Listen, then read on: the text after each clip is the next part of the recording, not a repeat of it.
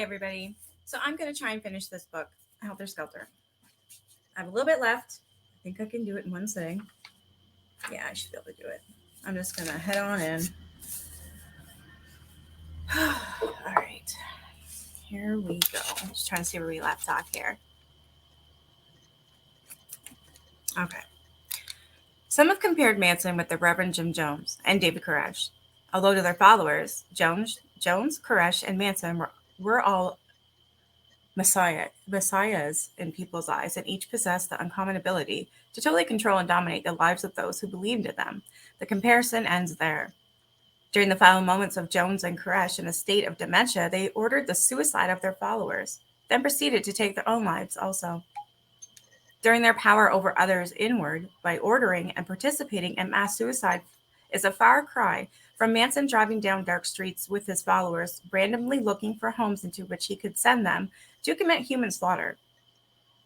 Prior to the last days of Jones and Koresh, there's no evidence that either had ordered others to murder anyone for them. With Manson, murder was his religion, his credo, his way of life.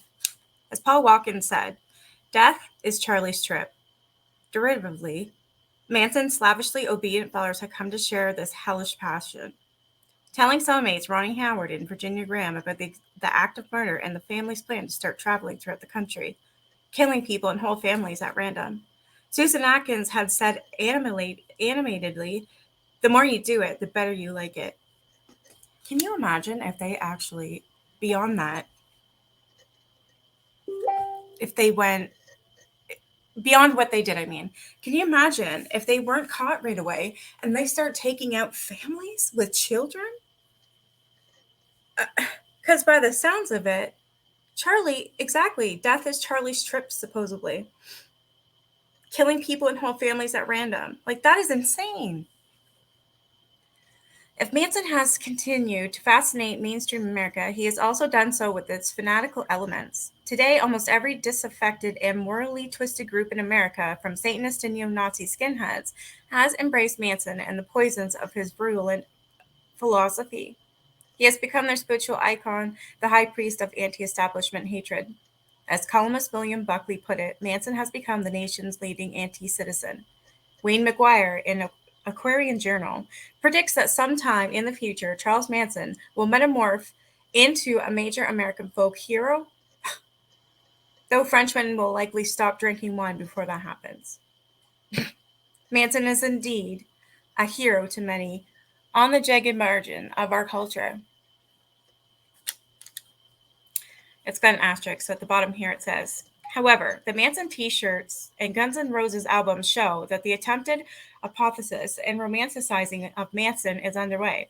2 screen projects in the works, the British television documentary Manson, The Man, the Media, the Music, and the American full-length feature Manson in the Desert, whose themes divert the viewer's attention from the murders, unfortunately coalesce with this effort. In a 1994 interview, 70-year-old Natalie, pseudonym, a Satanist says, Charlie Manson is an idol and a role model. The murders happened, she says, because Manson wanted a new government and anarchy to clear out the garbage, the useless people. Her 20-year-old boyfriend, Robert, another beside him, a fellow Satanist with whom she lives in San Francisco, adds about the Tate LaBianca victims. I feel that might is right, and whoever isn't prepared to defend their own life shouldn't cry when their life is taken. Wow. Willie, which isn't his real name, another beside him, a 21-year-old white supremacist says he got into Manson on the 20th anniversary of the Tate killings when I went to this heavy metal tribute to him. I had already met all the peace and love cult people, and when I ran into the Satan types, I liked all the negative aspects they stood for. So ever since, I've been hanging out with people that support Manson.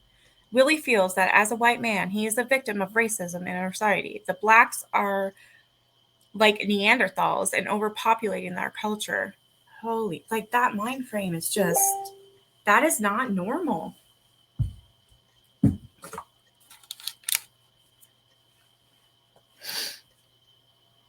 If Manson got out, he would improve the quality of life. Alex, a 42-year-old neo-Nazi, who has corresponded with Manson for years, says his discovery of Manson can only be compared to his earlier discovery of Adolf Hitler, the National Socialist Party.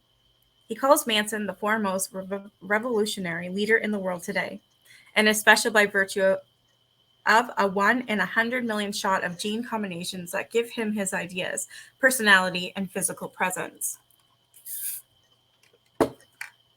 To the extremists, mass murderers like John Wayne Gacy, Jeffrey Dahmer are no more intriguing than they are to the average citizen. They are merely very sick psychopaths who kill for no reason other than to satisfy their unchecked homicidal urges. Though these killers attract inevitable immediate attention and interest for a while, they have no followers nor anything to say. If and when they do talk, not even the extremists listen. The only message these homicidal monsters have to give by their violence is horror. Manson and its murderers, on the other hand, are downright hip to the extremists. As misdirected as it was, his violence was political, revolutionary, and therein lies his main appeal to those on the fringes. Also, aware of the flat intellect of most mass killers, the extremists admire and are impressed with Manson's unquestioned intelligence, the offbeat and sometimes searing nature of his insights, his enigmatic answers and allusions, and a mental deftness that allows him to speak in riddles, always with an underlying message. In short, they are drawn to the mystery of Manson. Well, I'm certainly not. He scares the hell out of me. While a Manson-esque culture and mystique grew outside his prison walls, Charlie Manson, inmate ID B33920 and now 59, is incarcerated at Cochrane State Prison in Cochrane, California, a town of approximately 9,000 people located in San Joaquin Valley of Central California, 60 miles south of Fresno. Corcoran is built on what was once Tulare Lake, home of the Tachi Indians. Transferred from San Quentin's death row to Folsom State Prison near Sacramento on October 6, 1972, Manson was sent to California Medical Facility at Vacaville on March 20, 1974, back to Folsom on October 22, 1974, back to San Quentin on June 7, 1975, and back to Vacaville on May 11, 1976, where he remained until July 17, 1985, his longest stay at one prison. He returned to San Quentin on July 18, 1985, and was sent to his present location, Cochrane, on March 15, 1989. Tip Kindle, Public Information Officer for the California Department of Corrections, says the reason for all the transfers of Manson is that Manson has been both a disciplinary and a security problem for the department. It would appear that the fame and outlaw reputation Manson acquired far and wide for the Tate LaBianca murders has had a measurable effect upon how he perceives himself, causing him to act much more belligerently behind the bars. Though he was never a model prisoner, I could find no reference in his prison records during his many years of incarceration before the murders of any assaultive behavior by him against prison personnel. But Kindle reports that since Manson's conviction for the murders, he has physically assaulted prison staff,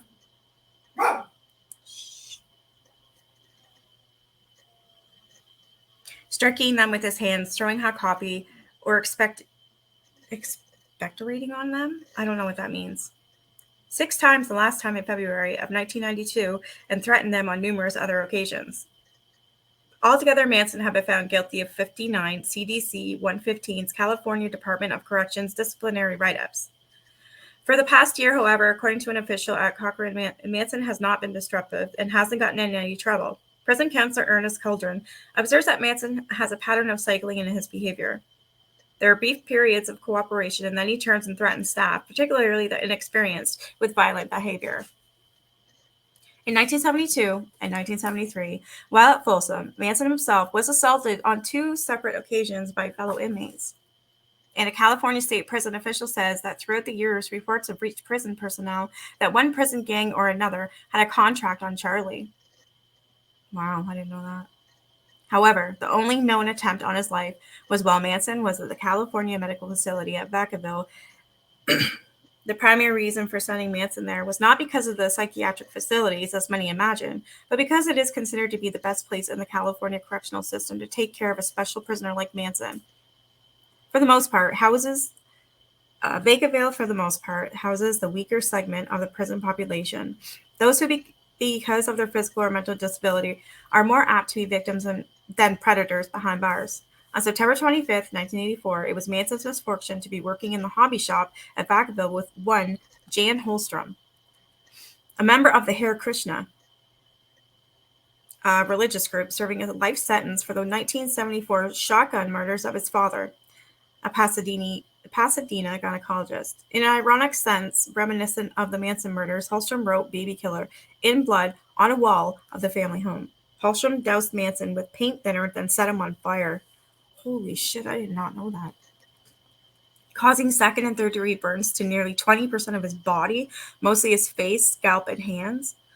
Holstrom described by prison officials as a psychiatric case in remission, and he set Manson ablaze because Manson had objected to his Hare Krishna chants and had threatened him for his religious beliefs. He also claimed, "God told me to kill Manson." Wow.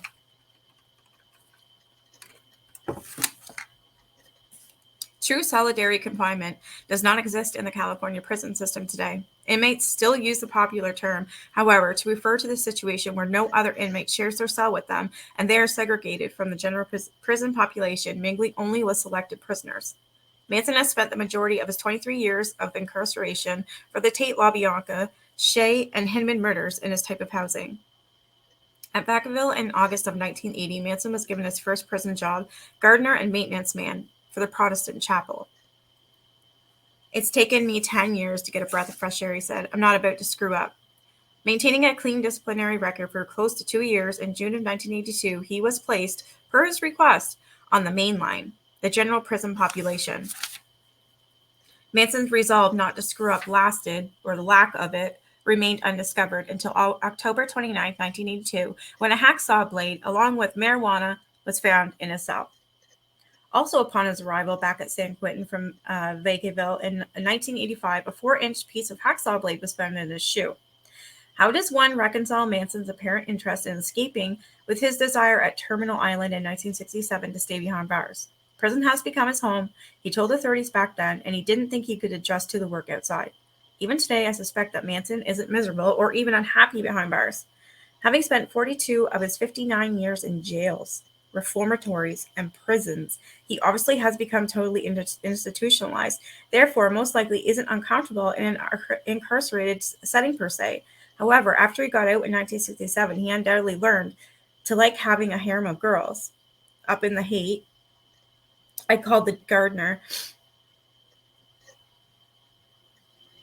Up in the Haight, I'm called the gardener. I tend to all the flower children, he had told Squeaky when he first met, and riding dune buggies up and down the desert more. Further, like never before, Manson now has to look over his shoulder. He knows that any con he wants to make a name for himself can kill him, and then he becomes famous.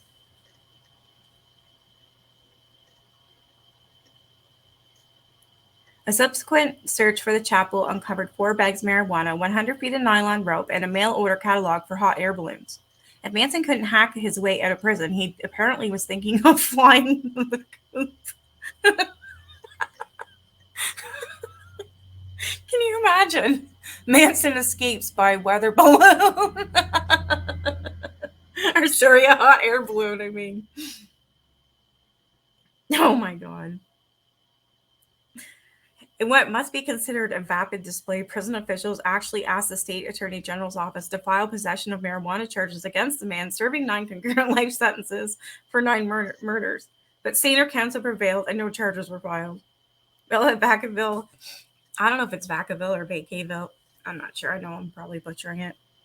Manson refused to take part in the group's psychiatric therapy and largely just played word games and psychiatrists during the individual sessions he consented to. One psychiatrist evaluation of Manson made by a prison doctor stated he has above average intelligence in the Rorschach test, whatever the hell that is. Drawings seem to point to schizophrenia. This doesn't mean his entire performance was schizophrenic. Manson has a passive-aggressive personality and paranoid tendencies. Manson's response: "Sure, I'm paranoid. I've had reason to be ever since I can remember, and now I have to be just to stay alive. As for schizophrenia, take anybody off the streets and put them in the middle of a prison and you'll see all kinds of split personalities. I've got 1,000 faces, so that makes me 500 schizophrenics. And in my life, I've played every one of those faces sometimes because people push me into a role and sometimes because it's better being someone else than me. After spending a short time in the psychiatric ward at Vacaville, Manson was transferred out on the recommendation of a psychiatrist report, which said he was nothing but a psychiatric curiosity or oddity.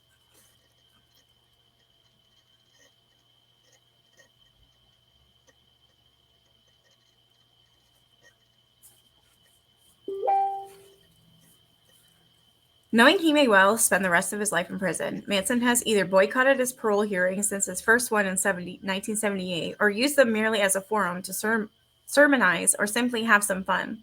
In 1978, he regaled the parole board with his comments for 3 hours. I'm totally unsuitable for that world out there. I don't fit in at all.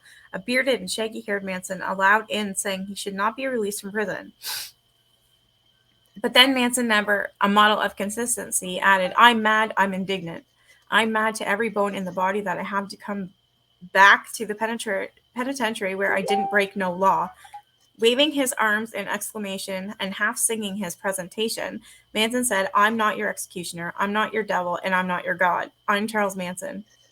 Can you imagine sitting in a room with him for even a minute? The shit that comes out of his mouth? I mean, I'd just be in awe.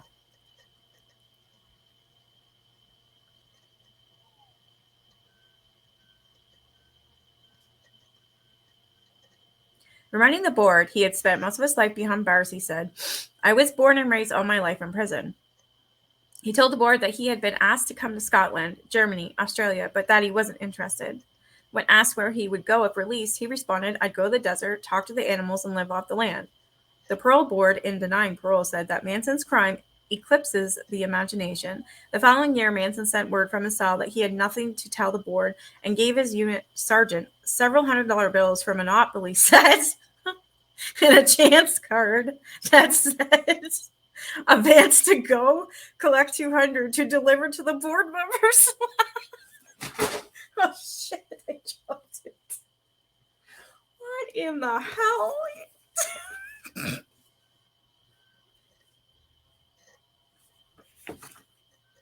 That's fucked up. Oh my god.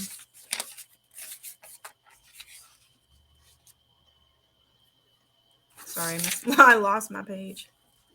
That's funny. So Manson sent word from his cell that he had nothing to tell the board and gave this unit sergeant several $100 bills from a Monopoly set and a chance card and said, advance to go, collect 200, and he was to deliver it to the board members. Oh my god. I just pictured, holy crap. Oh, at least some of it's kind of comical. Delighting in talking to reporters covering his parole hearings, he told one, you're in prison more than I am. You've got more rules to live by than I do. I can sit down and relax, can you? Grabbing another reporter's arm and pressing his mouth close to her ear, he whispered, do you know a way out of here? If you get me out, we can go to the desert and I'll show you things that'll blow your mind.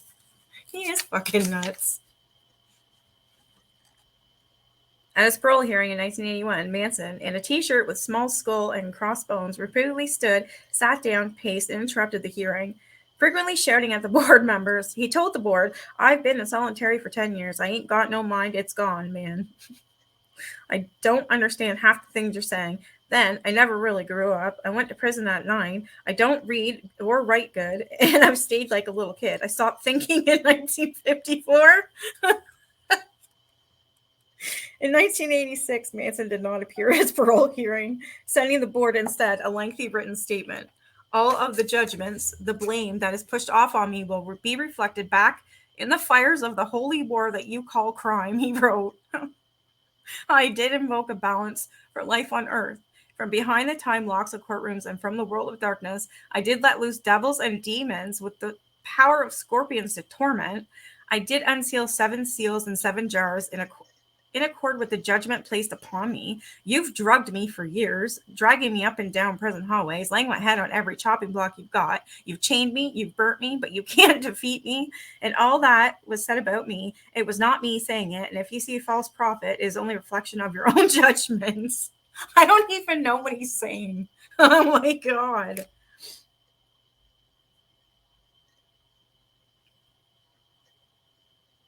That same year, he wrote President. Oh my God, he wrote President Ronald Reagan at the White House with advice. Imagine that. Okay, so Manson's writing Ronald Reagan advice. Keep projecting to kids what not to do, and you make the thought of their brains of what can and will be done.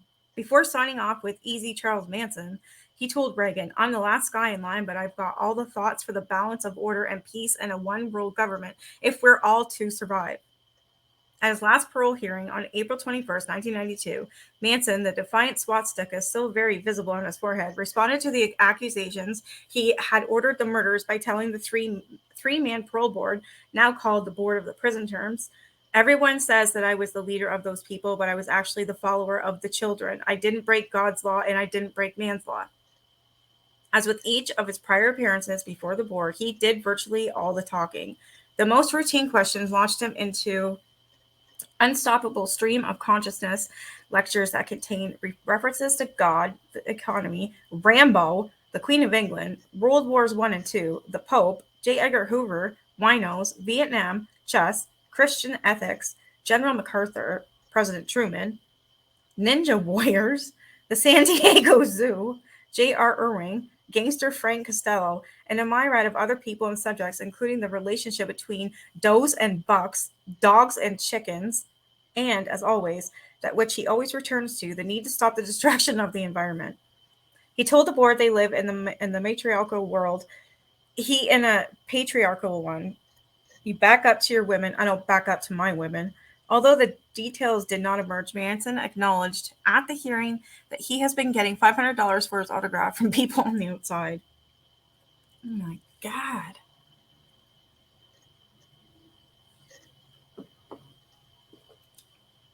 Manson also receives 10 cents for every Manson t-shirt sold. In California, the profits of convicted criminals can only be seized if the money-making venture is directly related to the crime. The t-shirts in Manson's song and the Guns N' Roses album do not qualify for seizure. Senate Bill 1330, which is presently before the California legislature, would expand the scope of seizure to include the sale of anything, the value of which is enhanced by the notoriety gained from the commission of the crime. However, in 1971, the son of Wojciech Frykowski, one of the 5 Tate victims, got a $500,000 judgment against Manson and his 4 co-defendants as a result of a writ of execution on the judgment, with interest worth $1,200,000 in 1994. In late February of 1994, the son, who lives in Germany, received his first royalty check for $72,000 from the Manson song in the Guns N' Roses album. The board, in finding Manson unsuitable for parole, set 1997 for his next hearing, the maximum time 5 years between parole hearings allowed under the California Penal Code. Until her death from cancer in July of 1992, Sharon Tate's mother, Doris, attended most of the parole hearings for Manson and his killers and was successful in mobilizing national support in the form of 352,000 letters to the parole board to keep Manson and the others behind bars for life. I lived with her. Sharon screams and her begging for the life of her baby. She often said, in the late 70s, Mrs. Tate co-founded the Los Angeles chapter of Parents of Murdered Children, a group providing mental, emotional, and other support to its members. Just before her death, Mrs. Tate, who was the United States representative at an international victims' rights conference in Stockholm in June of 1990, formed the Sacramento-based Doris Tate Crime Victims Bureau. The Bureau promotes, among other things, the enactment of legislation for the rights of crime victims. Since her mother's passing, Patty Tate, who was 11 years old when her 26-year-old sister was slain, and who bears a striking resemblance to Sharon, has been faithfully and effectively carrying on all of her mother's important work.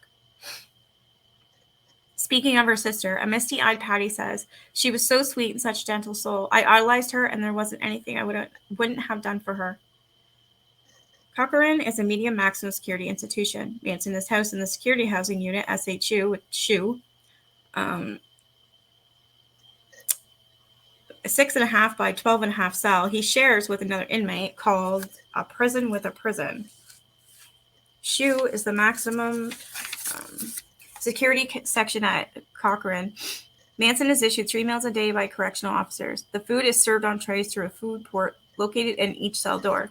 Breakfast is at 6:30 a.m., lunch at noon, and dinner at 5. No less than 10 hours a week he exercises in a nearby walled yard with 10 co-inmates of his. Manson has a radio and a television set in his cell, but does not have his beloved guitar, the latter not permitted in SHU. Like all inmates in this unit, he does not have a work assignment per the California Department of Corrections. The current annual cost to the taxpayers for housing Manson is $20,000. Manson carries on running correspondence with as many of the people who write to him as he can. He also apparently writes to some who have no desire to be his pen pal, sending 4 letters to me in the preceding years. In 1986, the book Manson in His Own Words, as told to Newell Emmons, was published in hardcover. The thoughts may be Manson's, but the dictation clearly is not. Dictated to destroying a myth, Manson instead tries to perpetuate the myth he and his most ardent followers invented. That the Tate LaBianca murders were the girl's idea. Manson admits in a roundabout fashion that he thereafter ordered the 2 LaBianca killings, but continues to deny ordering the 5 Tate murders on the first night. Near the conclusion of his book, Manson writes, "There are days when I get caught up in being the most notorious convict of all time. In that frame of mind, I get off on all the publicity and am pleased when some fool writes and offers to off some pigs for me. I've had girls come to me, visit me, with their babies in their arms and say, 'Charlie, I'll do anything in the world for you. I'm raising my baby in your image.' Those letters and visits used to delight me, but that's my individual sickness. What sickness is it that keeps sending me kids and followers? It's your world out there that does it. I don't solicit my mail or ask anyone to come and visit me. Yet the mail continues to arrive, and your pretty little flowers of innocence keep showing up at the gate." From these relatively benign words, Manson abruptly changes, and after saying he doesn't think he'll ever be released, closes his book in vintage fashion with these ominously ambiguous words. "My eyes are cameras, my mind is tuned to more television channels than exist in the world, and it suffers no censorship. Through it, I have a world, the universe, as my own. So, know that only a body is a prison. At my will, I walk your streets and am right out there among you." Life Beyond Bars hasn't dashed Manson's desire to be a recording star. From his cell in Vacaville in 1982, Manson recorded his second album, titled Charlie Manson's Good Time Gospel Hour. Manson sings ballads he composed about his life and that of his pals in San Quentin's death row. The sounds of nearby television and flushing toilets can be heard in the background.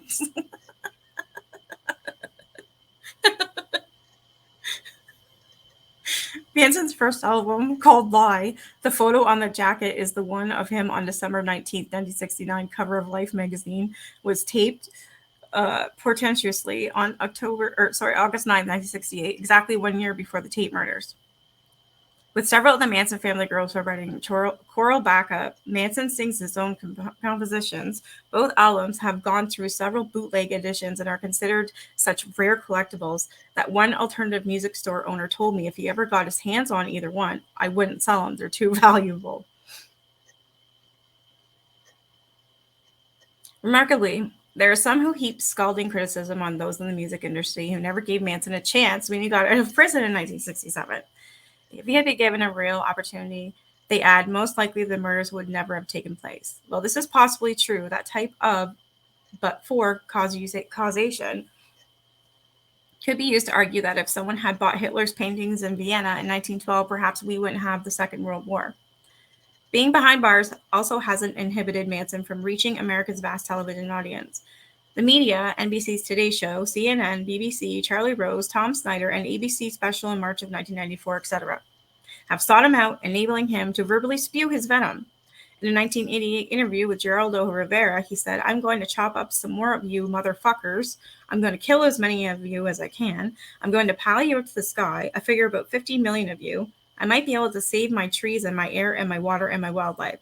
When Rivera later said, "There's nine dead people out there," referring to Manson's 9 murder convictions, Manson answered, "There's a lot more than 9, son, a whole lot, and there's going to be a whole lot more."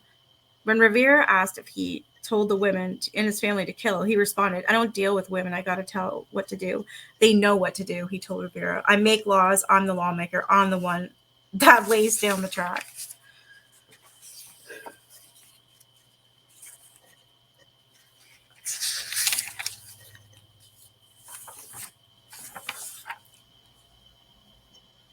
In the 25 years since the murders, no event thrust the Manson family back into the news once again, as much as Lynette Squeaky Fromm's attempted assassination of President Gerald Ford in 1975. What? After Manson was transferred from San Quentin back to Folsom in October of 1974, Squeaky and Sandra Good moved to Sacramento, 15 miles to the west, to be as close to him as possible. Though Squeaky and Sandra were not allowed to visit or even correspond with Manson, a prison spokesperson at the time said that the two of them would come to the prison about once a month to inquire about how Manson was doing. A friend of Squeaky and Sandra told the Time magazine that the girls believed Manson's imprisonment was a part of grand design, that he would rise again someday like Christ. They spend all their time preparing themselves for the day he rises.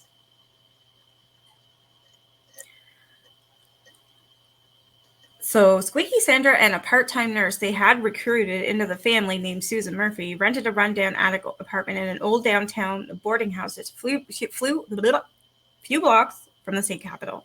On the sunny and crisp morning of September 5th, 1975, President Ford was walking through a park in front of the Capitol to meet Governor Jerry Brown.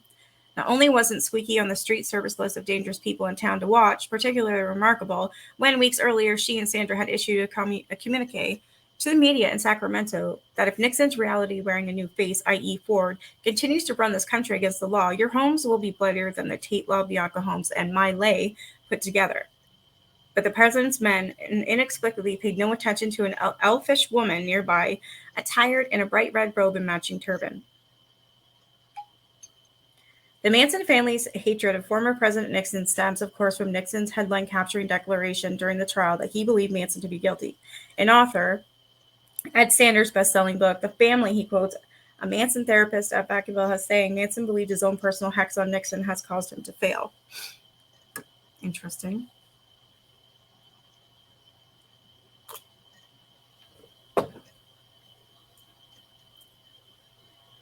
As Ford stopped at the magnolia tree to shake hands with a cluster of smiling supporters, Squeaky materialized out of the group, grabbed a gun from under her robe, and pointed it at Ford just 2 feet away. Instantly, Secret Service agent Larry Buendorf seized Squeaky's gun arm and threw her to the ground. In apparent anger, Squeaky cried out, "It didn't go off. Can you believe it? It didn't go off." The reason it didn't go off will probably never be known beyond all doubt. To be sure, Squeaky's 45 caliber Army Colt pistol, though loaded with 4 bullets, had no bullet in the chamber ready to be fired. I still don't understand how the hell she was ever... Why was she never arrested? I don't understand that. To fire the gun, Squeaky would have first pull back the slide back on top of the gun to raise a cartridge from the magazine into the firing chamber, which she hadn't done. As Squeaky mistakenly thought that squeezing the trigger, Wendorf and another witness reported hearing a metallic clicking sound, which could have been the hammer striking the rear of the firing pin, would be enough to fire the weapon. Because of the belief that Squeaky knew how to operate guns on the documentary Manson she is seen operating a bolt of rifle, many people, including some law enforcement, are convinced she had no intention of hurting Ford. Nevertheless, prosecutor Dwayne Keyes, now a Superior Court judge in Fresno, told me he is absolutely positive she had every intent to kill the president, a state of mind the prosecution had to prove to secure a conviction. Okay, so there was one, finally. In any event, Squeaky was now competing for the limelight, at least for a while, with her god, Charlie, making the Summer 15, 1975 covers of Newsweek and Time magazines. At her federal trial, she was so outrageous, the judge had her removed from the courtroom for most of the proceedings, but not before she told them that one of the issues at the trial was as clear as the piano in front of your window of your home, an accurate reference. During jury deliberations, after a 3-week trial in which Squeaky did not testify, a lot of people, juror Robert Convoy recalled, believed that with no cartridge on the chamber, that gun wasn't a weapon. Ultimately, however, the jury found Squeaky guilty of attempting to assassinate Ford prior to 1965 presidential assassination was only a state, not a federal crime. The first female in American history so charged and convicted, Squeaky was sentenced to life imprisonment. Was Manson behind the attempt? My instincts from the beginning was that he was not. Though Manson always spoke as if he had no fear of death, telling his followers that death wasn't the end of life, just another high, even beautiful, living is what scares me. Dying is easy, he'd also say, as well as implying he had been resurrected. I saw firsthand how hard he, in fact, fought for his life during the 9.5-month trial. Having his death sentence removed just 3 years earlier, it made no sense to me that he would risk a new sentence of death against someone as remote to him as his interest as Ford. Prosecutor Keyes also believes that Manson was not involved, and his office found no evidence implicating him. Squeaky, little orphan Annie-looking matriarch of the family during Manson's forced exile, was probably trying to impress Manson by her act. She had to know that, successful or not in killing Ford, such a spectacular, grandiosely antisocial act would be sure to please him.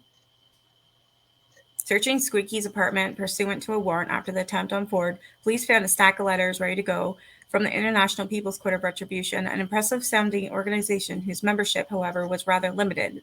Squeaky, Sandra Good, and Susan Murphy.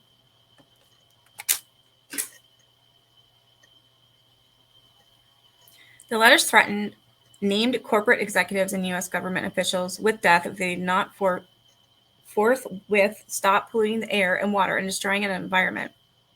A long list of other addressees was nearby. Well on bail after her and Murphy's arrest for conspiring to send threatening communications through the United States mail, Good proceeded to utter on radio and TV the same threats, constituting 4 new federal violations of transmitting death threats by the way of interstate commerce. Holy, they should have locked these idiots up a long time ago. The whole thing, the whole family. Like, they're fucking nuts.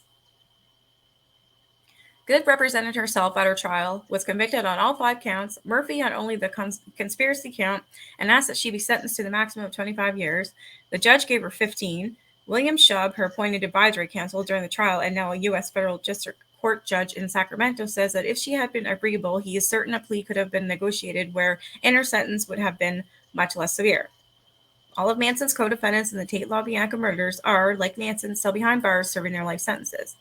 Charles Tex Watson, Manson's chief lieutenant at the murder scenes and the principal killer of the Tate LaBianca victims, has renounced Manson and is presently at Mule Creek State Prison in Ione, California. He was transferred there in April of '93 from the California Men's Colony in San Luis, where he had been incarcerated since September 1972. At CMC in 1975, Watson, through the ministry of Raymond Hoekstra, a legendary prison evangelist known as Champlain Ray, became a born-again Christian. As a student, Champlain, an associate administrator of the Protestant chapel in CMC, Watson baptized, led Bible study groups, and preached to the inmate congregation in 1980. Watson found Abounding Love Ministries, a California nonprofit cooperation where he and his Norwegian wife, Kristen, run. The two married in 1979 and have 3 children. Ordained as a minister in 1983, Watson receives donations to his ministry of approximately $1,500 per month from people on a national mailing list to whom he sends religious cassette tapes and a Christian newsletter. See, that doesn't sit right with me. He's taking people's lives. Why the fuck does he get to make money? Why does he get to do that? No. He should be sitting in a jail cell and should rot. They should have been killed. They should have been on death row, but no, California changed their law. Like, really? And as for Manson being able to make music, what the fuck is that shit? No. Watson's 1978 book, Will You Die For Me, which he wrote with Chaplain Ray, chronicles his life with Manson, the murders, and his ultimate conversion to Christianity. Speaking of Manson, to whom he writes, I had given myself totally, he says. He served the power of death and destruction through one diabolical man who wanted to be God, believing that Manson was, perhaps still is, possessed by the devil. He says Manson's only interest had been death, but Jesus promised life. A rather startling admission by Watson to his prison psychiatrist was revealed at his last parole hearing in May of 1990. Watson elected to waive his January 1993 parole hearing, stipulating to his unsuitability for the parole. The psychiatrist wrote that it had only been during the last 3 years of one-on-one therapy that Watson had begun to truly experience a sense of deep remorse, both for the crime victims and for their families of the crime victims. Bullshit. When a troubled parole board member asked Watson what then had he been feeling the previous 18 years, Watson responded, well, it's not that I haven't experienced that before, but there's been things happening in my life over the last few years that have really brought it home more so. Watson explained that ever since he became a Christian in 1975, it's been great to know that I have been forgiven by God for what I've done, but I think sometimes we can hide behind that. And the last 3 years, I have had the opportunity to really see myself in a new light, in the sense that I've opened myself up to really look at the crime through other people's eyes, other than just my own. Watson's belated epiphany was brought about in large part, he informed the board, by a somewhat incongruous relationship with Suzanne LaBerge, formerly Suzanne Struthers, Rosemary LaBianca's daughter, from a relationship before she met Lino, the thrice married and divorced Susan, who was 21 years old at the time of the murders, began visiting Watson at CMC in 1987. She appeared at the 1990 parole hearing and actually made an impassioned plea for the release of her mother's killer? What the? Telling the board Watson had atoned for his terrible crimes, had overcome his past by turning to Christ, and no longer was a threat to society. Screw that. They never deserved to get out. In a June 5th, 1994 letter to me, Watson wrote, "With my deepest remorse, I apologize to the people of the world for my part in making Manson what he has become. To the many victims, my heart is full of sorrow for my actions. If anyone should have received the death penalty for their crimes, it was me. I believe that God in His grace gave me a second chance, having a different plan for my life. I have no great ambitions other than allowing the Lord to use me as the testimony, urging others to Christ." While at CMC, Watson completed courses in the vocational data processing and office machine repair. His current work assignment at Mule Creek is tier tender, i.e., keeping clean one of the 2 tiers in the building where he is housed. A prison spokesperson at Mule Creek advises that since Watson's incarceration for the Tate LaBianca murders, he has received 1 disciplinary infraction of a minor nature in 1973. He continues to program without incident. Susan Atkins, Patricia Kremwinkle, Leslie Van Houten, like Watson, have each renounced Manson and expressed remorse for the killings. All are still at the California Institution for Women at Frontera.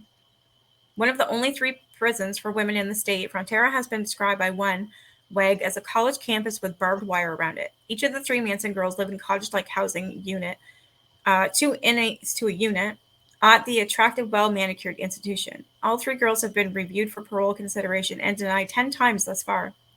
It is the common consensus that if any one of them are released, Van Houten will be the first one, primarily because unlike Atkins and Gremwickle, she was only involved in LaBianca, not the Tate murders. Additionally, a well-organized group, Friends of Leslie, consisting of hundreds of supporters, regularly urge her release to the parole board. According to a prison spokesperson, the institutional behavior of the girls is viewed as good.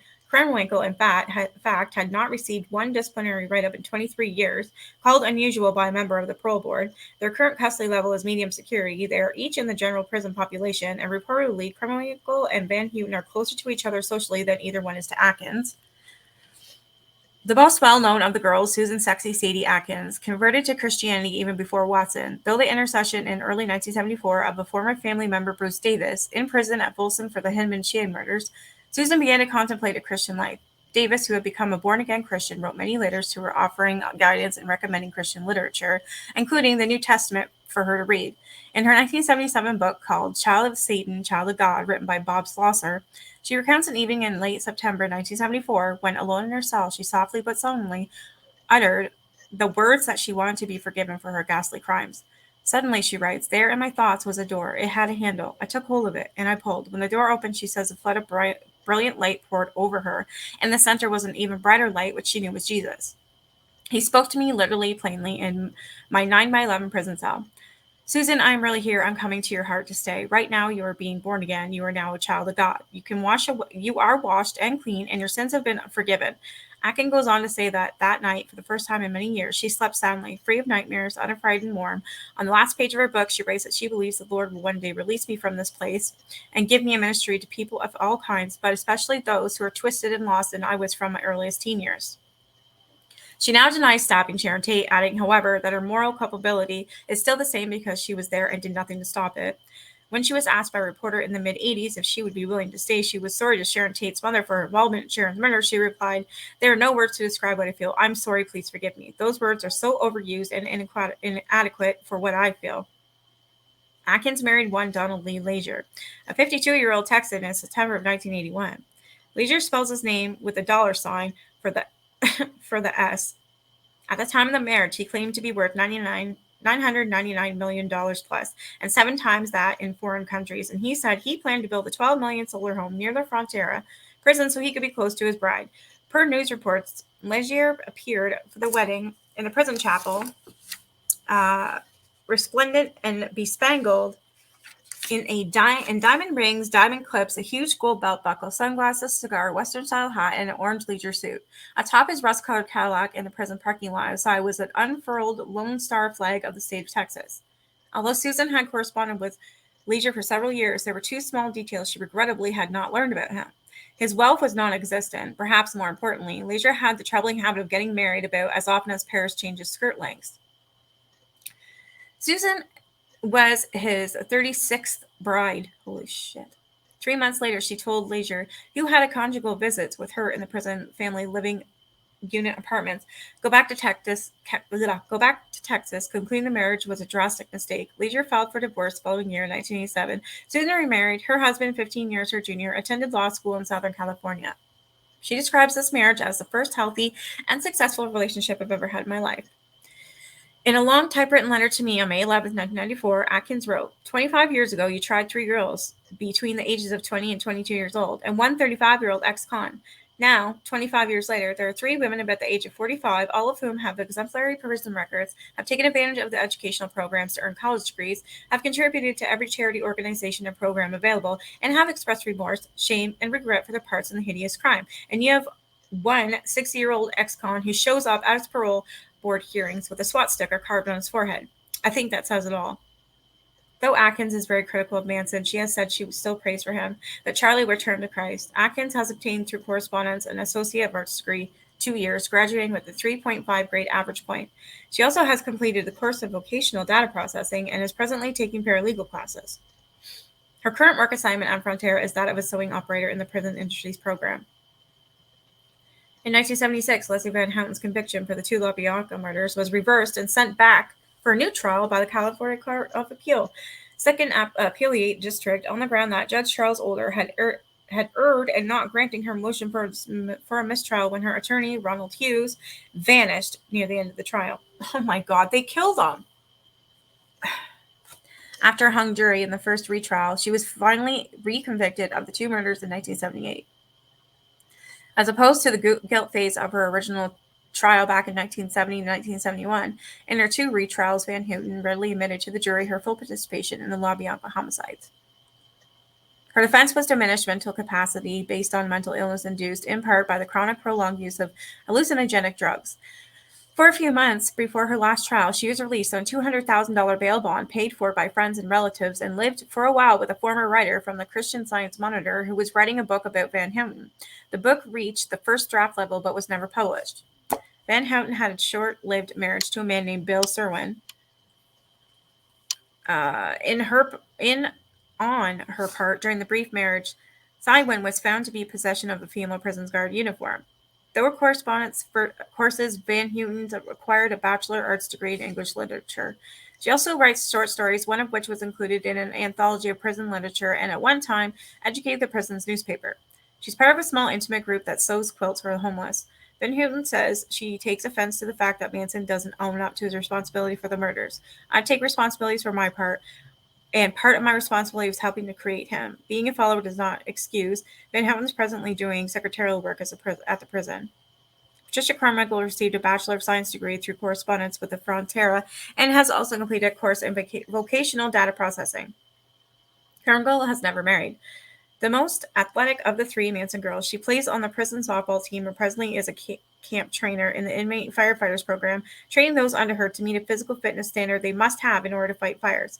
Both she and Van Houten serve as counselors in a program in which young people with drug abuse problems are brought into the prison. In 1988, while stating her deep remorse for the murders, Carmichael nonetheless told her prison psychiatrist that Abigail Folger, the person she murdered on the night of the Tate murders, could have been something more than she was a drug abuser. At a 1993 parole hearing, Carmichael, crying and her voice cracking, told the board, "No matter what I do, I cannot change 1 minute of my life. There's nothing I can do outside of being dead to pay for this. And I know that's what you wish, but I cannot take my own life." In the 1994 ABC special, she said that every day I wake up and know that I'm a destroyer of the most precious thing, which is life and living. That is the most difficult thing of all. But, she adds, that's what I deserve to wake up to every morning and know that. Responding to Manson's claim he did not order the murder, she said, "Charlie is absolutely lying. There wasn't one thing done that was even allowed to be done without his express permission. She's very concerned about young people who write her and seem to think that what we did was all right. There is nothing we did that was all right. If there is anything I can say to these children, it's that he, Manson, is not the man to follow." All other family members convicted of Manson's related murders, with the exception of one, who are also still behind bars, Bruce Davis, convicted of the murders of Donald Shorty Shea and Gary Hinman, is presently at the California Men's Colony at St. Louis Obispo, California, and Robert Beausoleil, also convicted of the Hinman murder, is at the California Correctional Center at Susanville, California. Only Stephen Grogan, Clem Tufts, and the family, convicted of Shea's murder, has been released. Grogan was all by accounts the most unhinged and spaced out on psychedelic drugs of all the Manson family members. Even in the family, he was considered crazy. Yet the transformation behind bars for Grogan, 18 years old at the time he participated in the Sheets murder, was remarkable.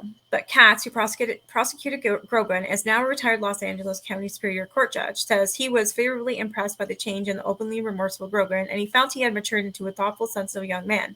Sergeant William Gleason of the Los Angeles County Sheriff's Department, a lead investigator in the Shea murder, was similarly impressed, calling the change in Grogan amazing. Grogan became very adept behind bars at painting watercolors and playing his guitar, and obtained an airplane engine mechanics license.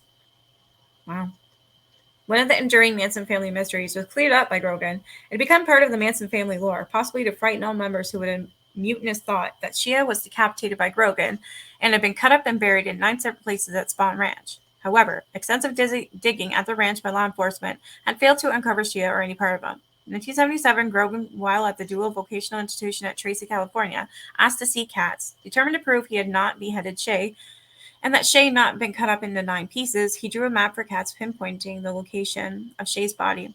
Subsequently, Sergeant Gleason and his partner found Shea's remains in one piece at the spot designated by Grogan, the bottom of a steep embankment about a quarter mile down the road from the ranch. On November 18, 1985, Grogan was released from prison and was discharged from parole on April 13, 1988.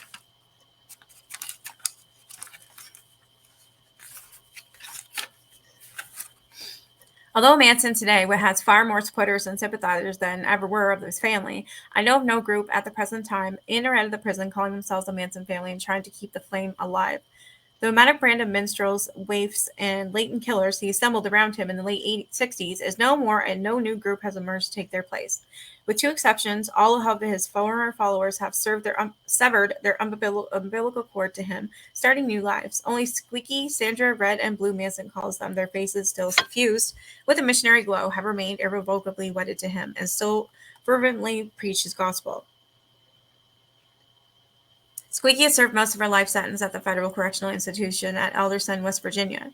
She's presently at the Federal Correctional Institute in Marianna, Florida, transferred there from Alderson on March 3, 1989. Sometime back, the Associated Press reported her saying that the curtain is about to come down on all of us, and if we don't turn everything over to Charlie immediately, it's going to be too late. In a 1977 unpublished manuscript about her life with Manson, Squeaky wrote, "People said that I was Manson's main woman, but Manson's main woman is the truth. She comes before anyone or anything, and he's with her always, in life or death." When Squeaky learned on December 23, 1987, that Manson had written to some friends in Ava, Missouri, that he had testicular cancer, she escaped within hours from Ellerson to come to him, but was apprehended a few days later, only 2 miles away. In a letter to a friend earlier that month, she wrote, "I only live and feel alive when I think of him." Wow, she's devoted, right? Sandra Good served 10 years, 5 of which from 1980 to 1985 she spent with Squeaky at Alderson of her 15-year sentence. She now lives in Hanford, California, a town near Manson's prison at Corocan.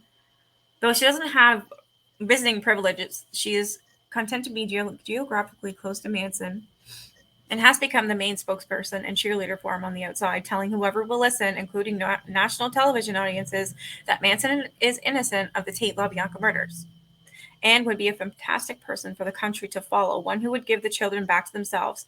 Good's boyfriend, George Simpson, does have visiting privileges and reportedly is an intermediary for Manson. Good is believed to be the proud guardian of the vast Manson frequently wore during the family's heyday, embroidered by Charlie's girls through the years with the image of devil, witches, goblins, and other symbols of black magic and demonology. Also sewn into the vest is the hair of those girls who shaved their heads while conducting their round-the-clock vigil for Manson outside the Hall of Justice during his trial. That's gross. As to those who were once members of Manson's flock or associated with the family, they are scattered to the 4 winds and are very protective of their privacy from the media. Because the Manson family has become synonymous with terror, like those in the Bible's Revelation 9, whose identifying seal on their foreheads their leader often spoke about, all of its former members, even those who, as far as we know, did not participate in any of the execrable crimes committed by the family, are marked for life. Since I know that few who are aware of their background could ever feel serene in their presence, nearly all of them kept their history a secret in their lives. My latest information is that Linda Kasabian moved from New Hampshire and is now living under an assumed name in the Pacific Southwest with her husband and 3 children. A friend of Linda's, when she lived in Milford, New Hampshire, told a reporter that that Linda led a normal life. She drove her kids to school, participated in the PTA, that sort of thing. Barbara Hoyt, whom I was happy to help get into nursing school, is now a registered nurse in the Northwest. Barbara is divorced and living with her daughter in a townhouse she just purchased. She leads a very active life, camping, fishing, painting, and playing volleyball. Contrary to other reports, Diane Lake never became a corporate executive or vice president of a bank. She worked as a bank teller for years and describes herself today as a happily married, well-adjusted, and committed Christian living with my husband and 3 children in the western part of the United States. Kitty is divorced and raising her 2 children in California. Steve Brogan is not, as has been reported, working as a house painter in San Fernando Valley of Los Angeles. Someone very close to him informed me that his occupation, undisclosed, takes him to various states and he is doing exceptionally well, better than anyone could have anticipated. Mary Brenner, the first female member of the family, who was an assistant librarian at the University of California at Berkeley when she joined Manson, served 6.5 years for her participation in the Western Surplus Store robbery in Hawthorne, California. She is presently living in the Midwest under an assumed name, is single, and is doing clerical work. Catherine Chair served 5 years for a conviction in the Hawthorne robbery. She now lives in Southwest State with her second husband and a 23-year-old son who is a senior in college. After divorcing Manson family associate Ken Como in 1981, she says she completely separated herself from the family. Like Diane Lake, she says she is happily married and a Christian, very active in church affairs. Sherry was born in Paris to Hungarian violinist father and German Jewish refugee mother, both of whom were members of the anti-Nazi underground French resistance during the Second World War. Describes her life today as so clean she hasn't gotten a traffic ticket in 10 years. And like Patricia Carmichael and other former family members, she is deeply concerned about the many young people today who look up to Manson and want to follow him. Because of this, she is in the process of working on a book. She was a gypsy woman with a Texas-based writer, which will tell the truth to these youth about who Charles Manson really was. During the penalty phase of the Tate LaBianca trial, Cher had testified that the motive for the murders was not Helter Skelter, which I had tied firmly to Manson, but the so-called copycat motive, which had nothing to do with Manson. In a conversation with her in early April of 1994, she acknowledged to me that I had already known, see pages 553, that her testimony was untruthful. She said the copycat motive story, as well as, of course, as her testimony that Linda Kasabian and not Manson had been behind the murders, was a fabrication to save Manson from the gas chamber, and that she had testified to it under his explicit direction. Catherine Giles is divorced and living on welfare with her 4 children near Death Valley. She's very proud of the fact that her twin teenage daughters are both honor students. No one seems to know what became of Stephanie Scram. Nancy Pittman married Michael Bonfort, a former member of the Iran Brotherhood, a group Manson allegedly had a loose arm's-length relationship with in the mid-70s. She served 1 year for her accessory after-the-fact conviction in the murder of Lauren Willett, a homicide Montfort pled guilty to. Pittman divorced Montfort in 1990. She's now single, employed, and living with her 4 children in the Pacific Northwest. Her main concern these days, she says, is to protect my children from any harm brought about by her having once belonged to the Manson family. Little Paul Watkins, the intelligent and articulate youth who provided me with the missing link for Manson's motive of Helter Skelter, died in 1990 from leukemia. Paul and the second wife, Martha, had 2 girls and lived in Tacopa, a small desert town at the southernmost edge of Death Valley. Paul was the founder and first president of the Death Valley Chamber of Commerce and the unofficial mayor of Tacopa. He and his wife mined rocks in the area and sold them in their jewelry store. Paul also lectured extensively on the psychology of cults and the pernicious effects of substance abuse. His book, My Life with Charles Manson, was published in 1979. For years, Paul, who composed, sang, and played a saxophone and flute, and his close friend Brooks Poston, composition guitar, had a rock band called the Desert Sun that played at night spots in the Death Valley area. Brooks, the self-described hayseed from Texas, is now reportedly a member of a nonviolent cult in New Orleans, but I have been unable to confirm this. Dennis Rice served 5 years for the Hawthorne robbery, in addition to violating a condition of its parole that he stopped associating with members of the Manson family. Today, he's an ordained minister and president of Free Indeed Ministries, Inc. He lives with his second wife in Southwest State and speaks, he says, in high school jails and prisons all over America on the power of Jesus Christ to change lives. He has 6 children, all of whom he notes proudly are Christians serving God.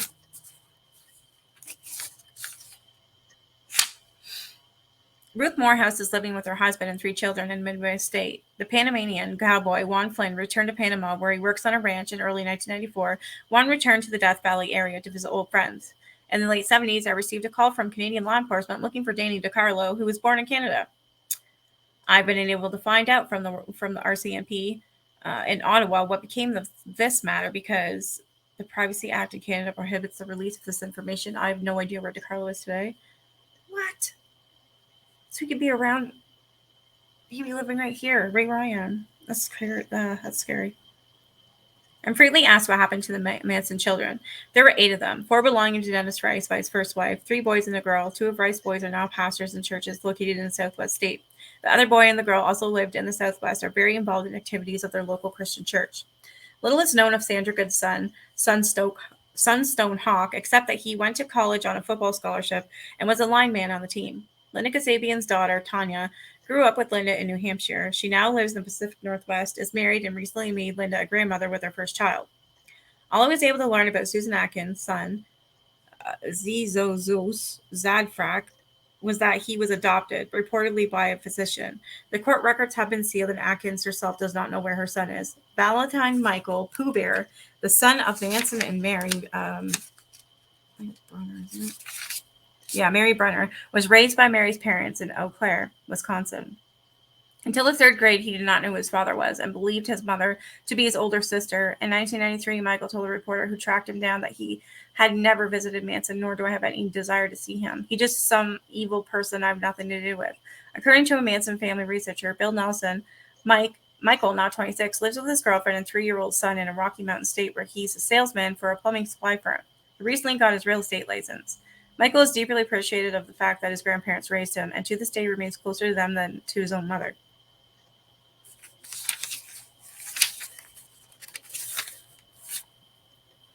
As to some of those whose lives brought them into contact with Manson and his family in a significant way, Doris Day's son, record producer Terry Melcher, at whose former home the Tate murders took place, and whom Manson unsuccessfully thought to have record him and his music, is now primarily in hotel and real estate business on the West Coast. He continues, however, to be involved in the music world.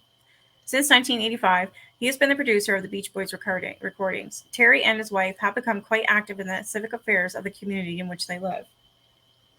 Greg Jacobson, who met Manson at Dennis Wilson's home and was the one who introduced Melcher to Manson, whose philosophy on life he found intellectually stimulating, is, to quote him, half retired and leading the good life in the charming oceanside community of Laguna Beach, California. Greg and his wife, Comic Lou Costello's daughter, divorced, and he is not remarried. He is the part owner of a Chinese restaurant nearby Newport Beach, buys and sells antiques, and does a little music composition, working with local musicians. Dennis Wilson, the drummer for the Beach Boys, at whose home on Sunset Boulevard Manson, without invitation, moved in with his family in the late spring of 1968, and who told me when I saw musical tapes he had made of Manson that he had destroyed them because the vibrations connected with them don't belong to this earth. Drowned on December 27, 1983, at Marina del Rey, California, while diving off a dock near a friend's boat. The coroner's report provided a possible explanation for the drowning. The alcohol level in Wilson's blood was 0.26%, nearly 3 times the legal limit for operating a motor vehicle in the state of California. Traces of cocaine and Valium were also found in his system. Guns N' Roses wasn't the first rock group to record a Manson song with minor changes in the lyrics. Exist was changed to Resist, Brother was changed to Lover. Manson's composition Cease to Exist was recorded by the Beach Boys and released on the B-side of The Bluebirds Over the Mountain on December 8, 1968, under the new title Never Learn Not to Love. The single never got past number 61 on the charts, but both sides of 45 RPM were included in 2020. The Beach Boys' last album with Capitol Records following year, although the Beach Boys never credited Manson as being the composer, Paul Watkins, Rick Poston, and Greg Jacobson each confirmed to me it was Manson's song, and in the 1986 biography of the Beach Boys, Heroes and Villains, The True Story of the Beach Boys, author Stephen Gaines acknowledges this. Mike Rubin, a New York City writer who has been tracking the rock music scene in America for years, says in addition to Guns N' Roses, he knows of at least 5 other rock groups who have either recorded a song of Manson's or a Manson tribute song within the past decade. In the early January of 1994, the industrial hard rock group Nine Inch Nails recorded their most recent album, Downward Spiral, at the former Tate residence. Trent Reznor, lead singer and songwriter for the band, says that although he called the Jerry Belt studio constructed for the recording of the album La Pig, And although there are songs on the album like Piggy and March of the Pigs with confrontational lyrics, the word pig was printed in blood by the killers on the front door of the Tate residence and the words death to pigs on the living room wall of the LaBianca residence. This was all a coincidence, and the realtor thought whom he leased the home failed to tell him it had been the scene at the Tate murders. The Le Pig studio was also used by hard rock group called Marilyn Manson, in which lead singer Mr. Manson recorded the vocals for its soon-to-be-released album Portrait of an American Family. George Spahn didn't care for the rainy Oregon weather nor the ranch he bought there in 1971, and after a year returned to Los Angeles and moved back with his wife, from whom he had been legally separated. Spahn died in late 1974 at the age of 85. One of Spahn's daughters told me that Ruby Pearl, the one-time circus bareback rider and horse wrangler who helped Spahn run the ranch, had accompanied Spahn to Oregon. He bought a smaller ranch in Oregon after Spahn reunited with his wife and is still living there. In 1979, Ronnie Howard died in Los Angeles hospital from injuries sustained in a beating by two unknown male assailants. Lawrence Merrick, who produced the 1970 Academy Award-nominated documentary Manson, was shot to death in 1977 at his Hollywood studio. The police concluded that both murders were unrelated to Manson or his family. I highly doubt that, I'm thinking anyways. After she resolved her parole problems, Virginia Graham opened up a house spot at the Hilton Hawaiian Village Hotel in Honolulu. With the $12,000 she received as her share from the Polanski reward money. A survivor, Virginia today is the manager of a fine art gallery in Kaluakona, Hawaii, and just completed a much expanded version of her 1974 book, The Joy of Hooking, titled Look Who Is Sleeping in My Bed, Madame's Manchin's Murder in Manson. I appreciate that she said what she said about me in her 1974 book, especially in view of Manson's familiar refrain that I railroaded him. She wrote, I can't remember how many times we went down to the district attorney's office to go over my statement with Vincent Bugliosi. I have to say this about Bugliosi. Although I've never had much love for authority of any kind, he was absolutely fair, straight, and honest. He never once even hinted that I might alter my testimony a little bit to help the state's case. He was careful to the other extreme, in fact. Spahn Ranch was never rebuilt after it was burned to the ground by the brush fires that swept the area from Newhall to the sea in September of 1970. The German company that bought the land from George Spahn never developed it into the Dude Ranch resort for German tourists they had planned. Today, there are no signs that the murderous Manson family was ever there. All the ramshackle structures on the ranch are gone, and the property, which was eventually sold to the state of California, is deserted, weed-choked land. The Tate residence went through several owners after Rudolph Altobelli, the landlord at the time of the murders. The current owner tore the house down in January of 1994 because he didn't like the history of the place and is in the process of reconstructing the enormous $10 million home that will tower over all the homes in the area. The LaBianca home was owned for years by a Filipino couple, the wife reportedly being a friend of Imelda Marcos. They sold it recently to their daughter and son-in-law. As for the Manson trial participants today, Irving Kanarek, Manson's lawyer, was ordered to be inactive by the California State Bar on January 29, 1990. He had to resign from the bar on October 26, 1990, with charges pending. I do not know the basis for the charges being a privileged matter, nor Kanarek's present whereabouts. Paul Fitzgerald, Patricia Carmichael's lawyer, practices law in Beverly Hills and is a prominent member of the criminal defense bar in the Los Angeles area. Fitzgerald, a fine trial lawyer who continues to win more than his shares of cases, manages to do so without sacrificing grace and civility in the courtroom, a place inherently inhospitable to both qualities. Daishin Jiznakin's lawyer was disbarred by the California State Bar on October 16, 1992 for misappropriating a client's money. Maxwell Keith, the urbane lawyer who replaced Ronald Hughes as Leslie Van Houten's lawyer, is still in the private practice of law in Los Angeles, and this year was honored with the Lifetime Achievement Award from the Los Angeles Criminal Courts Bar Association. The cause of Ronald Hughes' death in the Sespe Hot Springs area of Ventura County remains a mystery to this day. In 1976, a former member of Manson's family, understandably wanting to remain anonymous, called me. Without furnishing any additional supporting information, he stated categorically that Hughes had been murdered by the Manson family. Lieutenant Greg, husband of the Ventura County Sheriff's Office, reports that since it was never determined whether Hughes' death was the result of an accident, a homicide, or a suicide, the Hughes case file is still open, though no investigators are presently assigned to the case. It should be remembered that there is no statute of limitations for the crime of murder.